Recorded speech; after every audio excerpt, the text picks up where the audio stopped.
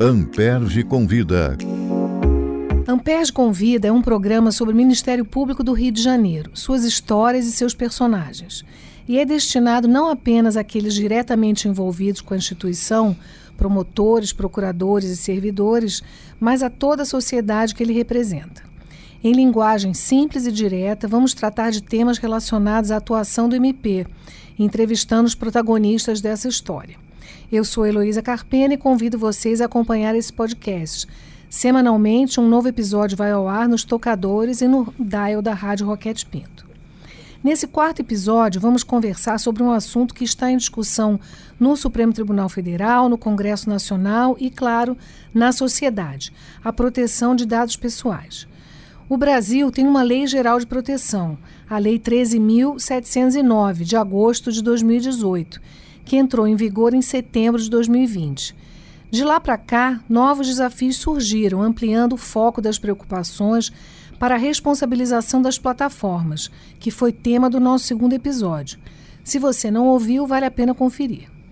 Recentemente, o STF retomou um importante julgamento sobre a constitucionalidade do artigo 19 do Marco Civil da Internet, o que pressionou o Congresso Nacional à aprovação do projeto de lei 2630 de 2020, que ficou conhecido como PL das Fake News, mas agora trata de outras questões, inclusive sobre a criação de um órgão de controle da comunicação digital. Em paralelo a tudo isso, episódios de violência vêm sendo fomentados e organizados através de redes sociais, como a depredação da Praça dos Três Poderes, no 8 de janeiro, e os ataques às escolas, o que levou o Ministério da Justiça a adotar providências para efetiva regulação da internet, através de sua Secretaria Nacional do Consumidor. Diante da complexidade desse cenário que se apresenta e para nos ajudar a compreender as propostas de regulação e também para relatar o que o MP tem feito nessa área, Amperge Convida vai conversar com um especialista em direito digital, o Dr. Guilherme Magalhães Martins, que é procurador de Justiça do MPRJ, professor associado de Direito Civil da Faculdade de Direito da UFRJ, pós-doutor em Direito pela USP e doutor em Direito Civil pela UERJ. Obrigada, Guilherme, por aceitar nosso convite. Eu queria começar falando exatamente sobre o seu trabalho dentro da instituição como encarregado de dados. Eu queria que você contasse para nós o que você faz, qual é sua rotina, enfim, quais são os assuntos com os quais você lida. Em primeiro lugar, gostaria de agradecer a querida colega e amiga Heloísa Carpena pelo convite para estar aqui. Somos já amigos de uma longa caminhada desde a vida acadêmica e sou muito grato pela lembrança para participar deste episódio. A implementação da Lei Geral de Proteção de Dados no Ministério Público começou com a resolução GPGJ 2434 de outubro de 2021, que criou o Comitê Estratégico de Proteção de Dados Pessoais, o CEPDAP, do qual eu sou o presidente, que tem essa missão de velar pelo cumprimento da lei na nossa instituição.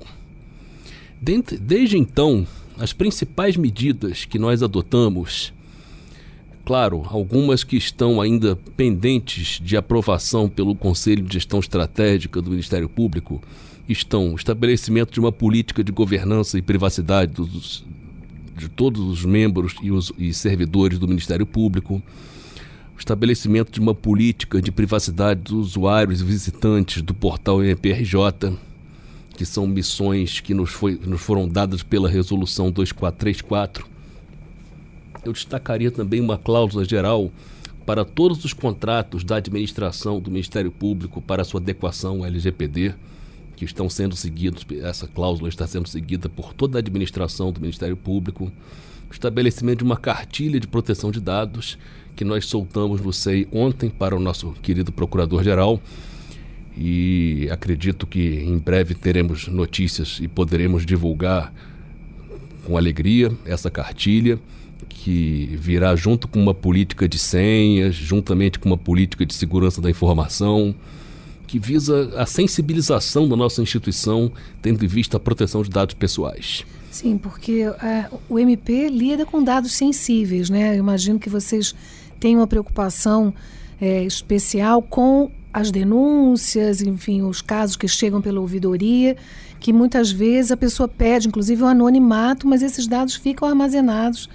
E, enfim, até em termos de responsabilidade, né, do cuidado com esses dados, a gente tem uma preocupação especial, é isso? Exatamente. O Ministério Público é um controlador de dados pessoais, alguns sensíveis, os dados sensíveis são aqueles previstos no artigo 5º da Lei Geral de Proteção de Dados, como sendo aqueles que têm um potencial lesivo mais alto, que, embora o STJ tenha fixado um entendimento, aliás, que deve ser criticado, no sentido de que a relação de dados sensíveis seja taxativa, eu entendo que não. Eu entendo que foi um caso específico, sem caráter vinculante, que negou o dano moral em rea ipsa, no caso Enel Eletropaulo, julgado no início de março deste ano. E eu entendo que os dados pessoais sensíveis, como orientação sexual, orientação política, religiosa, social, que possam expor a pessoa a um risco maior na sua vida de relação, esses naturalmente merecem uma maior cautela. Como eu não sou especialista no tema como você, então eu tenho que te indagar isso. Me parece que há uma série de medidas, né, que os órgãos, enfim, e as instituições e também os entes privados, né, podem, como empresas, por exemplo, podem tomar para preservação dos dados, para proteção efetiva desses dados. Mas tem uma parte que a própria pessoa deve concorrer para que vazamentos, enfim, e outras violações não aconteçam. Você não acha que nós entregamos muito fácil nossos dados a fornecedores, a, enfim, empresas que muitas vezes temos uma relação assim eventual e isso representa efetivamente um risco? Exatamente. Não se trata de colocar toda a responsabilidade nos ombros do usuário. Não podemos. Mas o fato é que vivemos um capitalismo de vigilância, expressão da autora Shoshana Zuboff, em que existe um excedente comportamental que é negociado. E vivemos uma situação, sobretudo em face das empresas privadas, que é a perfilização, a formação de perfis de consumo, tendo em vista o cruzamento de dados pessoais de determinadas operações. E muitas vezes esses dados pessoais são negociados sem que os órgãos de controle possam agir. Eu, pessoalmente, sou favorável à criação de uma promotoria de proteção de dados pessoais. Isso num futuro próximo, isso vai ser necessário. Uma especialização para a criação de um órgão de execução de proteção de dados pessoais. Porque o Ministério Público, embora esteja envolvido com esse tema, inclusive porque se relaciona muito com o direito do consumidor, né? Muitas vezes a gente tem, como eu disse, cadastros e informações das pessoas com quem essas empresas contratam, né? Como fornecedores, mas ainda uma atuação do MP um pouco tímida nessa área. Você concorda? Infelizmente, o Ministério Público, eu já atuei muito na tutela coletiva também. O Ministério Público age por demanda na tutela coletiva, essa é a verdade. O Ministério Público age provocado pelas ouvidorias. O Ministério Público consegue atingir aquilo que lhe chega pela ouvidoria, que é o grande braço de comunicação com o cidadão. E é necessário que a ouvidoria, para provocar a atuação do Ministério Público, tenha um caráter coletivo, tenha um caráter transindividual, meta-individual. Não pode ser um cidadão isolado. Não pode ser uma situação isolada, até porque em caso de judicialização, isso enfraquece muito aquela pretensão perante o judiciário. Se há uma situação envolvendo um consumidor, 2 consumidores, por exemplo, o judiciário vai olhar muito mal aquela pretensão. É necessário até para fortalecer, mas eu entendo que, por exemplo, existe uma decisão que tem cerca de 10 dias, que eu vejo com muitos bons olhos, que foi da 8ª Câmara de Direito Privado, do Tribunal de São Paulo, naquele caso do metrô de São Paulo, que aumentou uma indenização da linha 4 numa ação movida pelo IDEC, pelo querido Rafael Zanata, que foi o idealizador dessa demanda, que aumentou de 100 mil reais para 500 mil reais a condenação por dano moral coletivo. Eu entendo que o caminho é esse. no sentido mais pedagógico das indenizações coletivas. Eu não diria nem tanto punitivo, porque essas empresas todas têm seguro de responsabilidade civil. O seguro vai lá e paga. Mas eu diria num sentido pedagógico, no sentido de evitar que se seja vítima de danos, no sentido de prevenir também, no sentido da prevenção, de uma tutela preventiva. Esse caso do metrô de São Paulo é muito interessante porque a gente pode falar um pouco disso para que o ouvinte entenda, né, a situação. As pessoas que entram nas composições, passando pelas portas, tinham a sua imagem capturada, né, por câmeras e sem o seu consentimento, né, elas não podiam saber que isso acontecia e a partir da organização dessa base de dados, a empresa, no caso a concessionária, né, do metrô da linha 4, vendia, né, em simples palavras é isso, vendia essas informações para anunciantes, para pessoas que, outras empresas que se interessassem em explorar aquele espaço publicitário. Então, o IDEC tomou essa medida, mas você vê, foi bom você mencionar esse caso, porque mostra que essas lesões, quer dizer, esses fatos que acontecem, que são violações da lei, eles são invisíveis para as suas vítimas, né? As pessoas que passam por ali, pelas composições, entram e saem do trem milhões de vezes, não estão sabendo que aquilo está acontecendo. Então, eu concordo contigo, acho que a atuação do Ministério Público, nesse caso não foi o MP, mas normalmente acontece a reboque de reclamações. E a gente daria uma proteção mais eficiente se houvesse programas, né? É disso que você tá pensando, é nisso que você está pensando, né? Que você está preocupado com esse desenvolvimento de alguma coisa que não seja uma atuação reativa, mas Exatamente. Sim através de... Mas eu vejo que, por exemplo, se houvesse alternativas como ao fundo, se houvesse TACs, durante a minha experiência tela coletiva, os TACs eram muito bem sucedidos. Eu obtive muito mais sucesso com os termos de ajustamento de conduta, na verdade, do que com as indenizações, do que judicializando, do que partindo para a briga. E essa atuação da Senacom também, eu acho que aproveita, né, essa fase administrativa, né, evitando o recurso ao judiciário e permite soluções negociadas diretamente aí com os controladores. Mas ainda voltando a esse aspecto assim, mais da prevenção, o que você acha que está faltando, que é preciso fazer para o Ministério Público caminhar nessa direção? Quer dizer, de não ter uma atuação tão dependente da provocação dos interessados e que desenvolva suas próprias políticas, vamos dizer assim. O fomento à proteção de dados pessoais nas instituições, a criação de promotorias especializadas em proteção de dados, o fato de nós termos, por exemplo, no Ministério Público do Rio, a proteção de dados como ponto do concurso público, já é um ponto positivo, a meu ver. Em outros ministérios públicos, eu tenho muito contato com os encarregados dos outros ministérios públicos. Em outros ministérios públicos do Brasil, essa é uma luta. A inclusão da proteção de dados como ponto em concurso público. Mas aqui no Rio, nós já temos, de 2 concursos para cá, o concurso público já inclui a proteção de dados, o que é altamente positivo. E é um tema que desperta o interesse, porque nós todos nos sentimos, em alguma medida, né, vítimas dessas coisas que acontecem no ambiente virtual.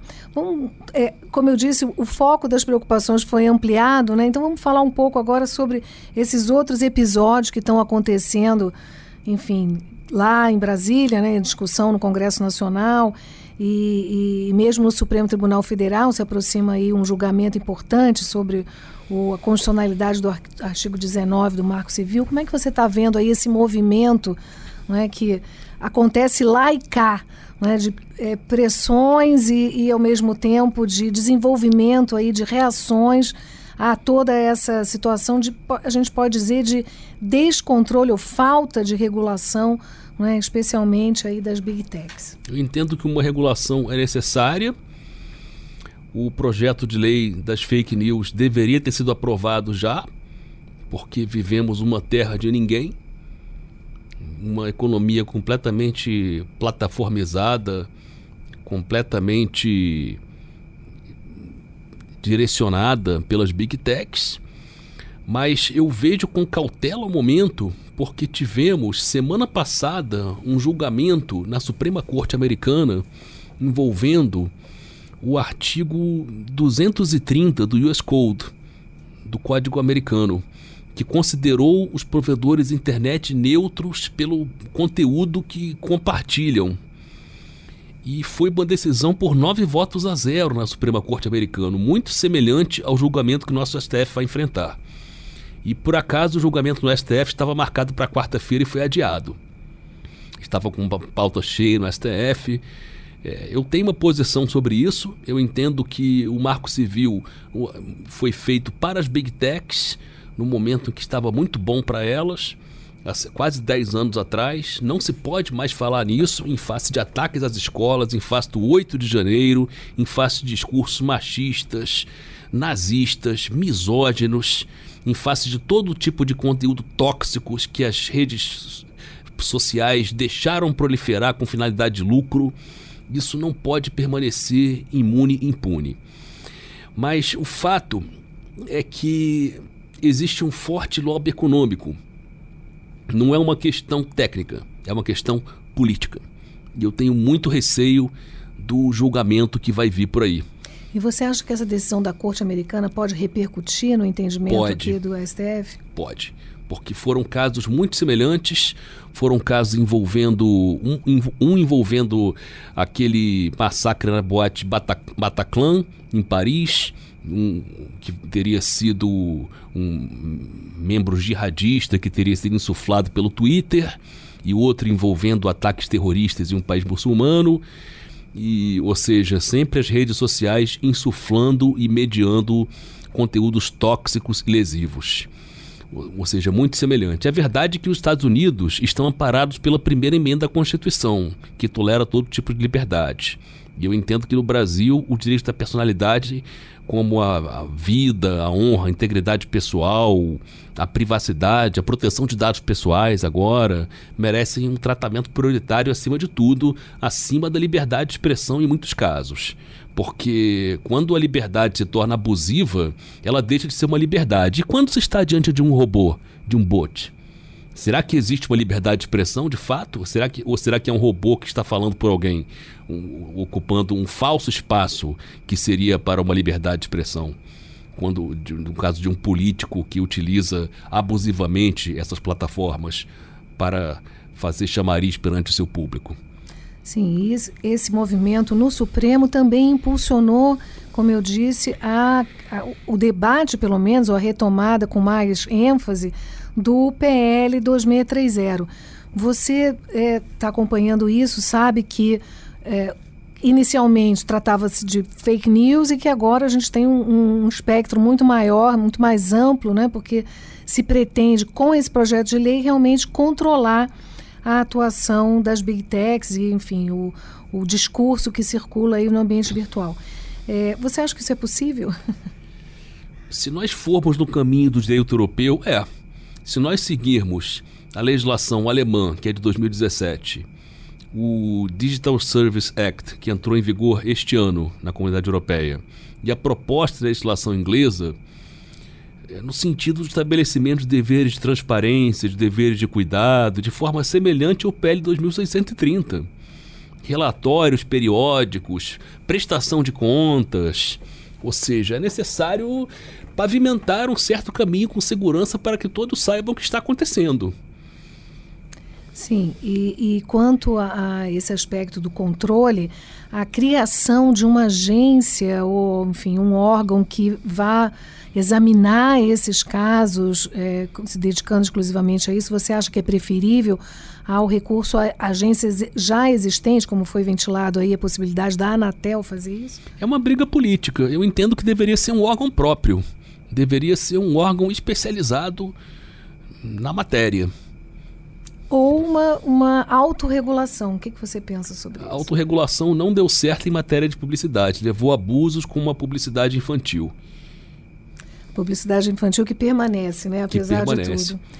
É isso. Então tá bem, Guilherme. Muito obrigada pela sua participação. Acho que os ouvintes ficaram, como eu, mais esclarecidos a respeito desse tema, que tem tantos desdobramentos, mas que a gente conseguiu apresentar aqui com bastante clareza. Muito obrigada. O agradecimento é meu. Amperge convida.